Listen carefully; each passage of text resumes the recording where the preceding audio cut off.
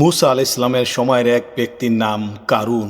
তার সম্পদ এত বেশি ছিল যে শুধু তার ধন ভাণ্ডারের চাবি বহন করতেই শক্তিশালী একদল মানুষের প্রয়োজন হতো। কিন্তু শেষ পর্যন্ত কী হয়েছিল সেই সম্পদের? কেন মাটির নিচে তলিয়ে গেছিল? চলুন জেনে নেই। বিসমিল্লাহির রহমানির রহিম। আসসালামু আলাইকুম। লাইফ অফ মদিনা হতে স্বাগত। শুধু দর্শকবৃন্দ, পিছনে এক বিখ্যাত জায়গা, যে জায়গাটা হলো কারুনের রাজপ্রাসাদ।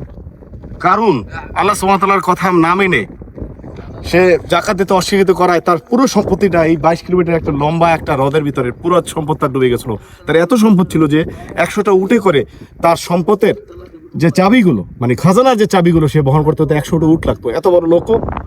দর্শকবৃন্দ, কাসরের কারণে প্রবেশ করার জন্য যারা ভিজিটর তাদের 150, আর যারা ছাত্র তাদের 75। কিন্তু যদি আজহার ইউনিভার্সিটি বা এখানে মিশরের যদি কেউ হয় তাদের জন্য মাত্র 10 গিনি বলে বা পাউন্ড।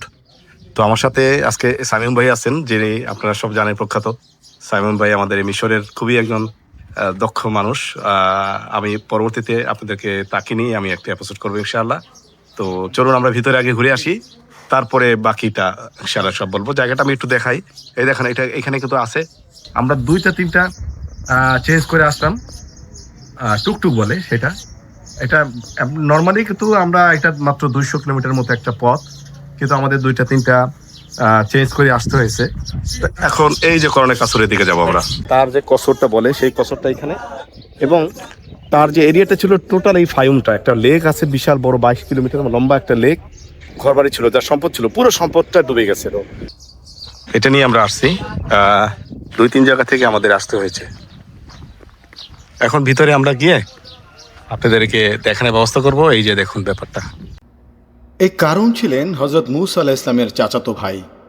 শুরুতে তিনি ছিলেন অত্যন্ত মেধাবী এবং তাওরাতের একজন হাফেজ, কিন্তু ধীরে ধীরে অগাধ ধন সম্পদ তাকে অহংকারী করে তোলে। আল্লাহ তাকে এত বেশি প্রাচুর্য দিয়েছিলেন যে তার ধন ভাণ্ডারের চাবিগুলো বয়ে নিতেই বড় একদল শক্তিশালী মানুষের দরকার হতো।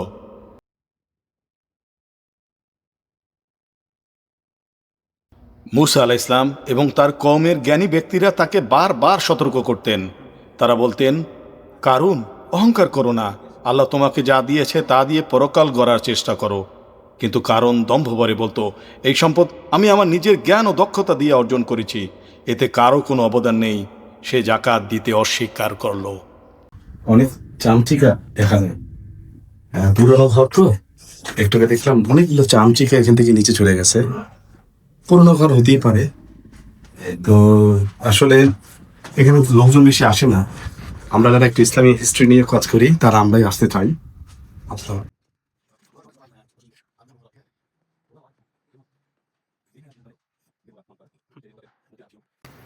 আমরা জানি ইসলামী হিস্ট্রিতে নবী বিভিন্ন যুগ যুগে এসেছেন, কিন্তু আমরা আবার একাকে ভুলে গেছি, এবং আল্লাহ সাল্লাল্লাহু আলাইহি ওয়া সাল্লাম আবার বিভিন্ন নবীদের প্রেরণ করেছে। তো সেই যুগে এরকম আল্লাহকে ভুলে গিয়ে তার বিভিন্ন দেবতা। পরবর্তীতে রোমানরা এই কাজগুলো এই জায়গায় একটা পছন্দ করে। এটাই দেখলাম আমরা আমাদের শিক্ষার জন্য আসলে আমরা কি শিক্ষা দিতে পারি। আমাদের ধন সম্পদ বড় না, আমাদের সবচেয়ে বড় হলো আল্লাহর নির্দেশনা দিয়ে চলা। সেটার জন্য আসছি। কারণ এত বড়, তার 100টা উট লাগতো। তার সম্পদ, উট কিসের জন্য? শুধুমাত্র তার খাজানার চাবি বহন করার জন্য। সেই কারণ নাই, সে পুরোটা এই যে ডুবে গেছে। সিন্ধুকের চাবিগুলোই বহন করতে প্রায় 100টি উট। এবং আমরা আসার পথে যে বড় একটা লেক দেখলাম, সেই পুরো লেক ধরেই তার ছিল সম্পদের একটা পাহাড় সম্পদের। কিন্তু তিনি জাকাত দিতে অস্বীকার করেন। মুসা আলাইহিস সালাম বলেন, তুমি আল্লাহর রাস্তায় জাকাত দিতে হবে, তাতে তোমার সম্পদ, তোমার বরকত হবে, সম্পদ বেড়ে যাবে। কিন্তু সে শোনেনি, এবং পরবর্তীতে মুসা আলাইহিস সালামকে একটা নারী দিয়ে কলঙ্কিত করতে চেয়েছিল। এই যে কসর বলে বা টম বলে, এই যে দেখো এইখান থেকে বছরে মাত্র একবারই প্রত্যেকটা কামরায় আলো বাতাস তো আসি, তাছাড়া সূর্য প্রবেশ করে। সূর্য প্রবেশ করে এইসব জায়গায় তাদের যে তারা যাদের মানত, দেবতা, দেব, তারা তারা অনেক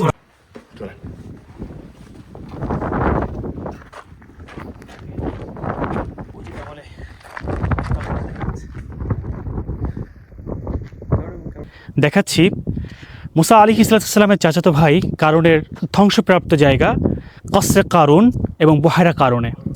আপনারা দেখতে পাচ্ছেন আমার পিছনে এই যে বিশাল এরিয়া দেখতে পাচ্ছেন, এই টোটাল এরিয়া জুড়েই কিন্তু কারণের রাজপ্রাসাদ এবং তার ধন সম্পদ ছিল। পাশে একটি জায়গা রয়েছে যেটাকে বলা হয় বহায়রা কারুন, বিশাল বিস্তৃত অঞ্চল জুড়ে যে বহায়রাটি, যেখানে আল্লাহ তাবারক তাআলা তার সমস্ত সম্পদকে সমূলে ধ্বংস করে দিয়েছিলেন। যে আল্লাহ তাআলা কোরআনের মধ্যে বলছেন সূরা কসসের মাঝে যে তার গৃহকে আমি ধ্বংস করলাম। এবং কেন ধ্বংস করলাম আল্লাহ সেটাও বলে দিয়েছেন যে সে ছিল কি বনী ইসরাইল জাতির প্রতি সে অত্যাচারী ছিল, সে মুসা সালামের দাওয়াতকে অস্বীকার করেছিল, তার জাকাত দিতে অস্বীকার করেছিল এবং সে প্রচণ্ড অহংকারী একজন মানুষ ছিল। দর্শক, আজকের এই নিদর্শনগুলো আজকের দিনে মানুষের জন্য, আমাদের জন্য এটা বড় শিক্ষা হয়ে থাকবে যে আজকের দিনে আমরা যারা ধন সম্পদের পাহাড় গড়ি কিন্তু আমরা দান করতে চাই না, তাদের জন্য এটা আমাদের জন্য বড় শিক্ষা। তখন তার এই সম্পদ এই পাশে যে আমরা হ্রদটা, সে হ্রদে আমরা যাব, সব সম্পদটাই সে হ্রদে ডুবে গিয়েছিল। সেখানে গিয়েও আপনাদের দেখাবো। কারুন চরম অবাধ্য হয়ে উঠল, মূসা আলাইহিস সালামকে সামাজিকভাবে অপমান করতে চাইল। সে একজন নারীকে প্রচুর টাকা দিয়ে ভাড়া করল যাতে সেই নারী জনসমক্ষে মূসা আলাইহিস সালামের বিরুদ্ধে মিথ্যা অপবাদ দেয়। কিন্তু আল্লাহর অলৌকিক ক্ষমতায় সেই নারী সত্য কথা বলে দেয় এবং কারুনের ষড়যন্ত্র ফাঁস হয়ে যায়।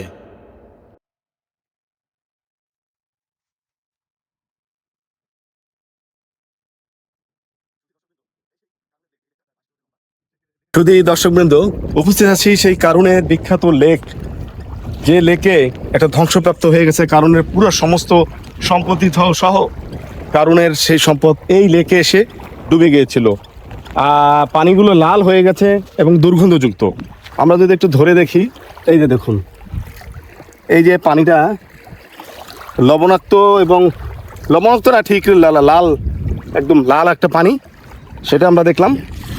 আর দুর্গন্ধমুক্ত, অনেক দুর্গন্ধ, পানিটা অনেক দুর্গন্ধ, সেটাই দেখছি।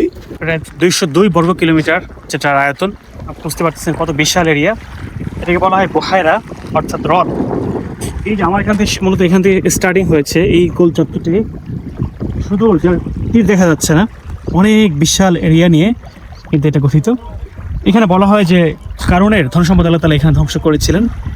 এবং মিশরের প্রত্যেকটা লেক কিন্তু পানি স্বচ্ছ, অর্থাৎ যেগুলো হচ্ছে করে রিফ্রেশ করে যেটা পান করা যায় কিংবা যেটা চাষাবাদ করা যায়, কিন্তু কারণের লেক এমন একটা লেক যে পানি কিন্তু কোনো কাজে ইউজ করা যায় না। মূসা আলাইহিস সালাম অত্যন্ত ব্যথিত হলেন, আল্লাহর কাছে সাহায্য চাইলেন।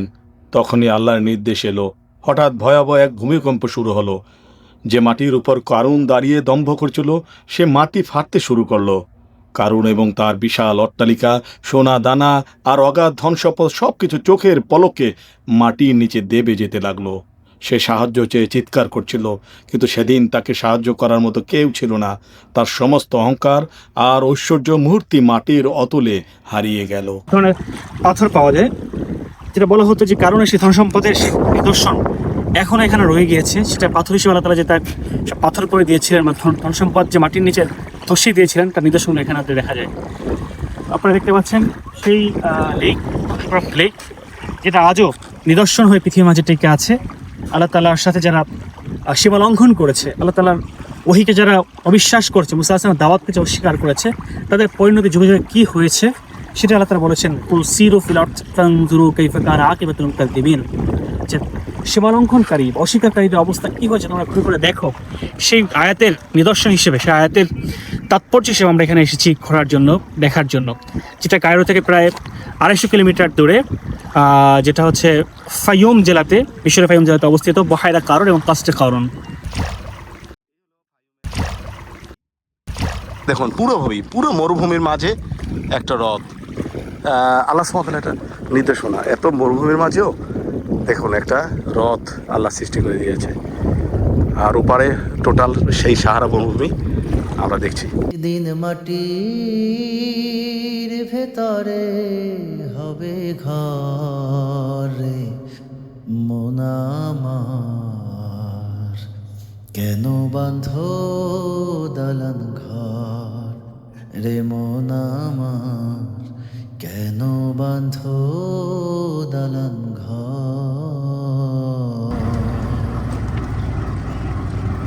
প্রাণ পাখি উড়ে যাবে পিঞ্জর ছেড়ে,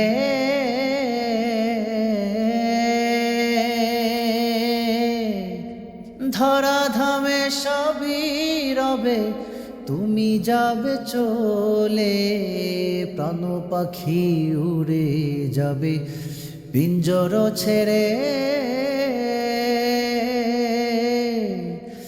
ধরা ধামে সবই রবে, তুমি যাবে চলে, বন্ধু বান্ধব যত, মাতা পিতা তারা শুধু, বন্ধু বান্ধব যত, মাতা পিতা তারা শুধু, সকলই হবে তোমার পরে। মন আমার কেন বাঁধো দালান ঘর?